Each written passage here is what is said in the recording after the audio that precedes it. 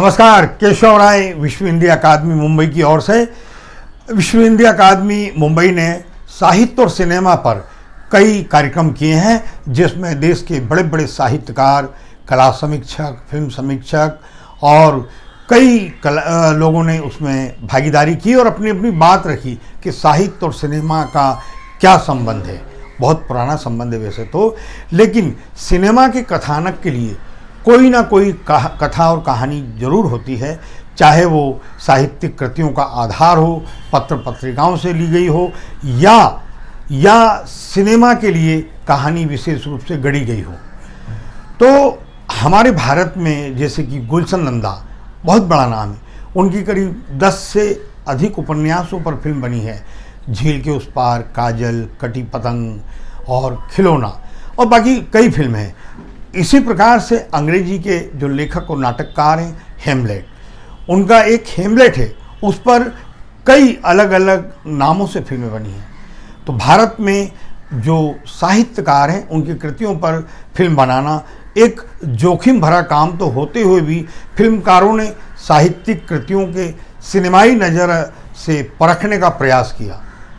लेखक को समझना, रचना के काल और परिवेश को आत्मसात करना, लेखक के अंदर रचना प्रक्रिया के दौरान जो कुछ घट रहा है और रचना में जो कुछ घटता है उसे गहराई से समझना तथा रचना में शामिल प्रत्येक पात्र का अध्ययन करना सभी फिल्मकारों के लिए जरूरी है। फिल्मकार के सामने यह सवाल एक बड़ी चुनौती के रूप में उपस्थित रहता है कि शब्दों में व्यक्त संवेदनाओं को सिनेमाई पर्दे पर किस तरह उकेरें कि दर्शक अपने भीतर भी उन संवेदनाओं को अनुभव कर पाए। साहित्य में नाटकीयता का जो तत्व होता है उसे पर्दे पर उतारने के लिए एक फिल्मकार को अनेक बिंब और प्रतिबिंब दिखाने होते हैं। साहित्य और सिनेमा का रिश्ता लगभग हर दौर में कायम रहा है, भले ही इस रिश्ते में ऊंच नीच का दौर चलता रहा हो। सिनेमा असरदार माध्यम है और साहित्य भी अपना प्रभाव छोड़ता है। विविध खामियों और विरोधाभासों के बावजूद साहित्य और सिनेमा एक दूसरे के पूरक हैं। आमतौर पर जब किसी उपन्यास का फिल्म में रूपांतर होता है तो कहीं कुछ चीज़ें छूट जाती है, तो कहीं कुछ रूप में बदलाव हो जाता है। लेखन में आप अंतर्मन की बात विस्तार से गहराई में जाकर कह सकते हैं, फिल्म में इसकी गुंजाइश नहीं होती। फिल्म में तो सब एक्शन पर आधारित होता है या सांकेतिक आधार पर आप अदायगी करते हैं। इस दृष्टि से जो गहराई साहित्यिक कृतियों में होती है वह फिल्म में नहीं आ सकती। इसलिए उपन्यासों के फिल्मीकरण में एक अधूरापन रह जाता है। फिल्म और साहित्य दोनों अलग अलग विधाएं हैं।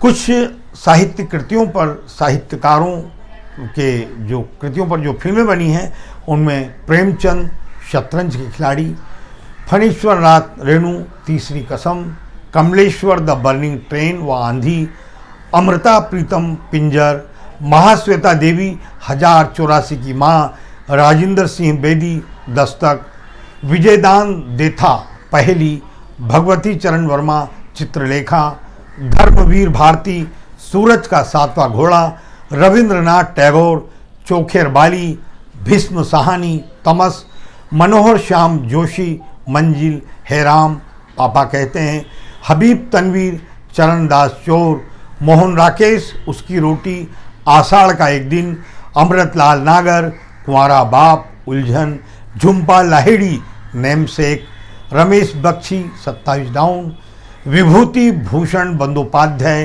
पाथेर पांचाली, आचार्य चतुर्सेन धर्मपुत्र, शरदिंदु बंदोपाध्याय, व्योमकेश बख्शी, चेतन भगत, 3 इडियट्स, काय पोचे, 2 स्टेट, विमल मित्र, साहिब बीबी और गुलाम, शरद चंद्र चट्टोपाध्याय, परिणीता, R.K. नारायण गाइड, विमल मित्र, साहब बीबी और गुलाम, शरद चंद्र देवदास, गुलशन नंदा।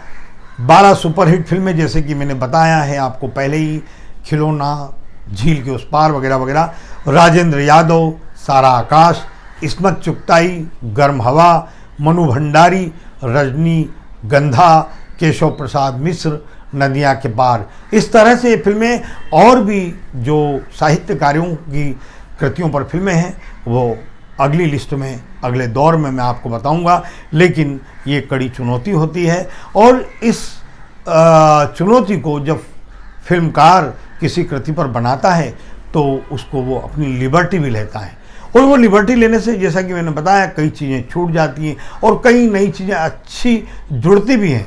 उसका फिल्मकार को और साहित्यकार को दोनों को थोड़ा दुख तो होता है कि ये छूट गया, लेकिन कुल मिलाकर जब वो फिल्म रिलीज होती है तो एक बड़ा जो दर्शक है उसको पसंद करता है, और उसी को देखते हुए बदलाव होते हैं। तो बदलाव करना अच्छी बात है, क्योंकि ज़्यादा से ज़्यादा दर्शक उसको देखें, पसंद करें।